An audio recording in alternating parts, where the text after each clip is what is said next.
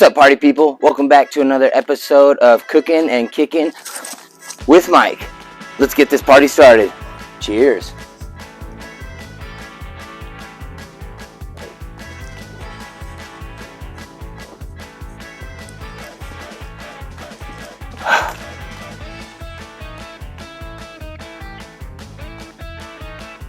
Okay guys, today we're going to do my favorite piece of barbecue. Today guys, we're going to cook my absolute favorite piece of barbecue. And also, one of the easiest things to cook. What that is beef ribs. Also known as short ribs, also known as dino ribs. The big sons of guns that you can get at your butcher shop. So let's get these things open. Guys, if you watch a lot of barbecue videos like me, which you obviously do if you're on my channel, people refer to this as the king of barbecue.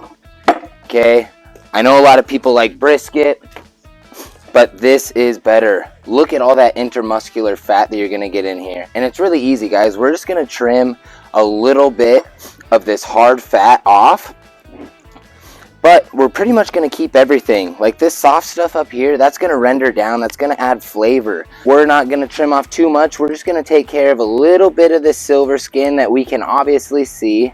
Now, it's not as important to take off silver skin in beef as it is wild game, because that's where all the gaminess comes from, is that silver skin. So it's a little bit more important.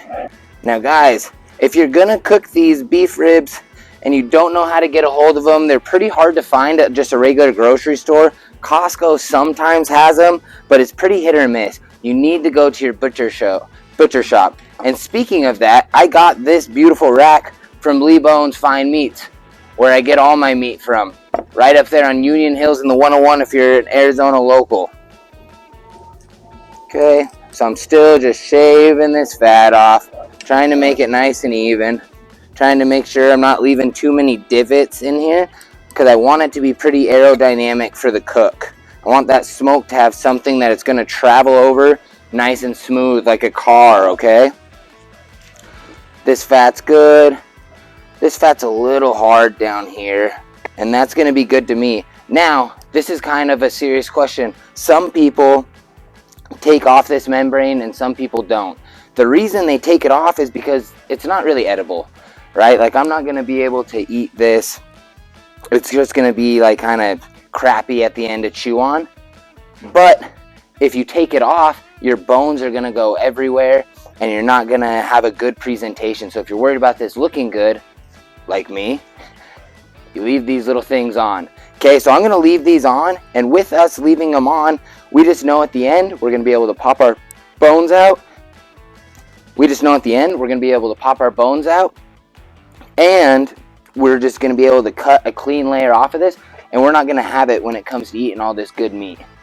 Okay, so this is all trimmed up, this is ready to go. We just need to get it seasoned and on the smoker.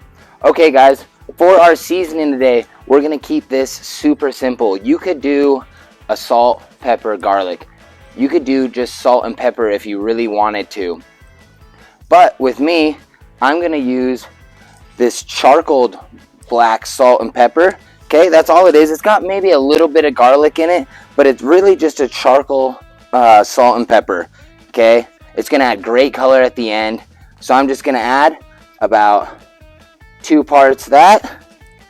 And then, obviously, it wouldn't be right if I didn't use some Lee Bones meat duster. So I'm going to use just the original, and I'm going to use about even parts of that as well. And that looks good to me.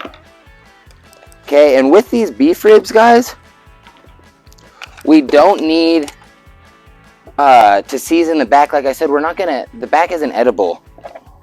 This membrane on the back, we're not even going to touch that. We're going to end up chopping it off. It's literally just for presentation. So all I'm worried about seasoning is the top and the sides, because I don't want to be a rookie and miss the sides. Okay, so we're just going to get this nice and mixed up. That looks good to me. And get a nice heavy coat on this. Okay, this is a big chunk of meat right here. I want to make sure that I'm getting everything covered. It's pretty hard to over season a cut of meat that's this thick. And remember guys, we never rub our meat. We're not trying to massage it, okay? We're not going to the Thai Palace down the street, right? I'm just trying to tap this thing in there. Make sure and it's adhered. You could use a binder. Sometimes I do, but if you're going to use a binder like olive oil or mustard, you really need to make sure you rub that in and get a tacky surface for it to stick on. Right now, our meat is pretty well hydrated and it's pretty sticky right now. So this seasoning is sticking right on it. Oh, it smells awesome.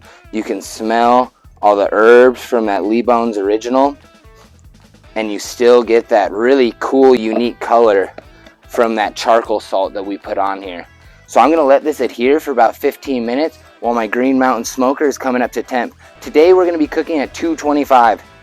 I've cooked it higher. You could go up to 275 if you want, but what I've found works best is when I'm cooking at that low temperature, it gives time to break down all that intermuscular fat. It gives time for that collagen to kind of turn into that like meat jelly. I know that sounds disgusting, but that's kind of what it turns into. So when you bite into this, everything's just melting into your mouth.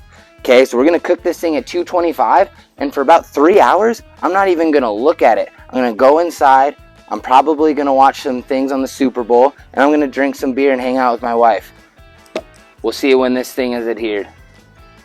All right guys, we're gonna get this on the smoker. Remember, I'm putting the big bones towards the firebox, right in the middle. We're not even gonna touch this thing for about 3 hours. We're gonna end up making a spritz for it after that, and I'll show you how to make that spritz next. All right guys, so our beef ribs have been on for about 3 hours. I started checking it around 2, but they were still pretty moist, and they're starting to dry out a little bit. So I'm gonna make a spritz, right? And with this spritz, all we're gonna do is we're gonna put this thing on about every 30, 45 minutes, every so often, just anytime we see the meat start drying. We don't ever need to spritz the fat, but we wanna spritz the meat to keep it from drying out, keep that thing nice and tender as it's going on.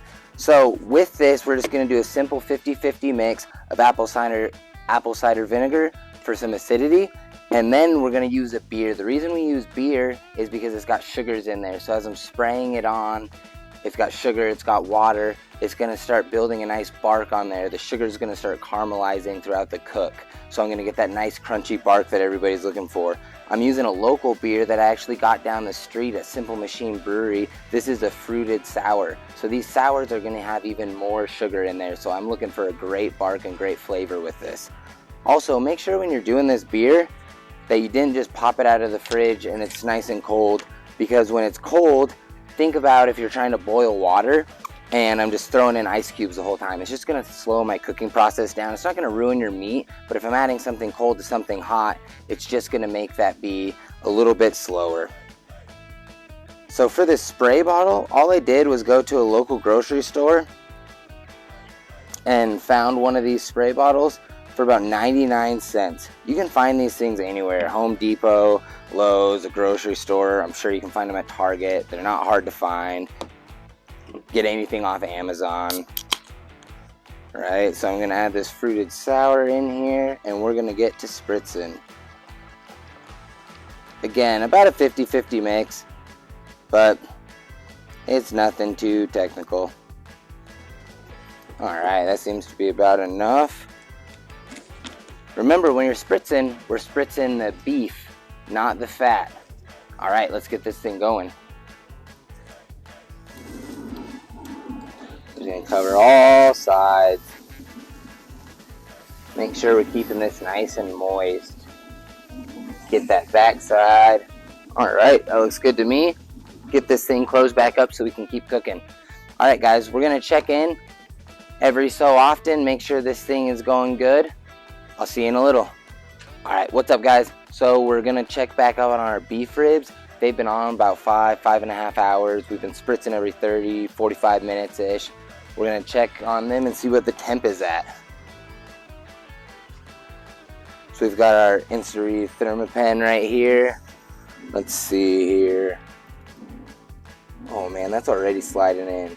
So what we're doing right now is we're approaching what would be the stall.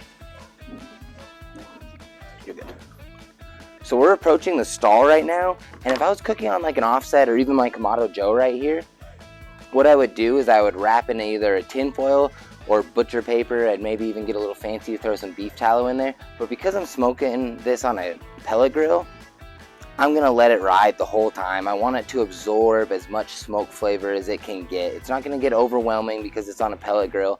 So I'm just gonna keep spritzing these things, and next time you see me, we're gonna be taking them off the grill. All right, what's up guys? So we are back. I cheated a little bit. I just checked the temperature of this thing. It is ready to rock. It's been on for about 7.5 hours-ish. Remember, we let it smoke without touching anything for about 3 hours open in there. And then after that, we made our mixture of beer and apple cider vinegar. We were spraying that on every single time it dried out. That ended up being about 30-45 minutes each time. And now we're finally ready to rock. Let's get this thing in check. All right. So see how it's just no resistance, just falling in there, nothing tough at it at all. And what is it? It's about 195 right there in our thickest part, 196. So that's gonna carry over cook.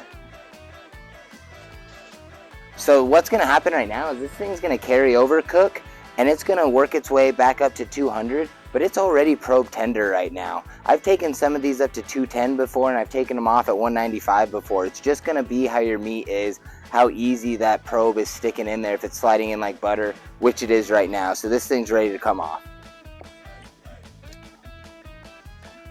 Grab that, move my knife set. All right. Once over. And of course, it's the one time Arizona's windy is when I'm trying to wrap this thing up. There we go. And hey, that'll do. We'll catch you guys in 30-45 minutes. All right, guys, so the moment we've been waiting for, like I said, these were in the smoker for about 7.5 hours. We're finally gonna unwrap them and see what we did.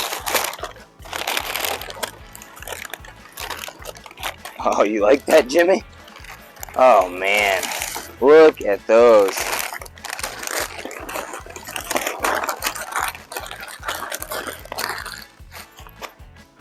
Just look at that. Beautiful. All right, let's slice in here and see what we're working with. And remember, when I'm cutting into these, I want to go right in between the bones, okay? Oh, you can hear how juicy that is right when it pops out. Look at that. It's just running out of there. We done good, guys. We done good. All right, we'll chop up another one, and we'll get to eating. Oh, the juice is just exploding out of this. Man, that middle one just wants to fall. Look at that. That middle one didn't even want to hold on. That's how we know we did it right. We're part of the Clean Bone Club. All right, hey, to try these out today, I got one of my good buddies and coach and teammate, David Mashaw. Everybody give it up for David. Thank you, thank you. All right, let's see how we did here, huh? Oh, man. Man, you can just see that marbling going on throughout there, and that juice is just ripping out of there. Cheers. Cheers.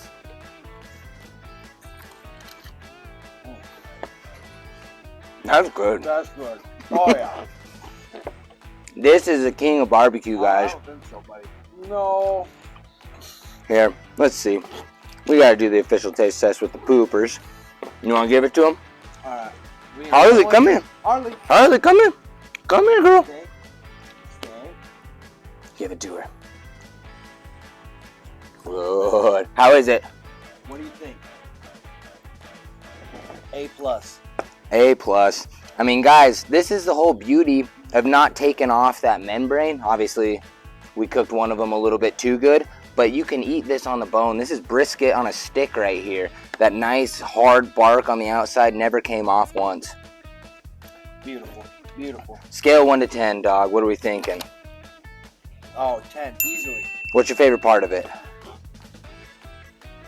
The bark, the flavor, the meat part, everything.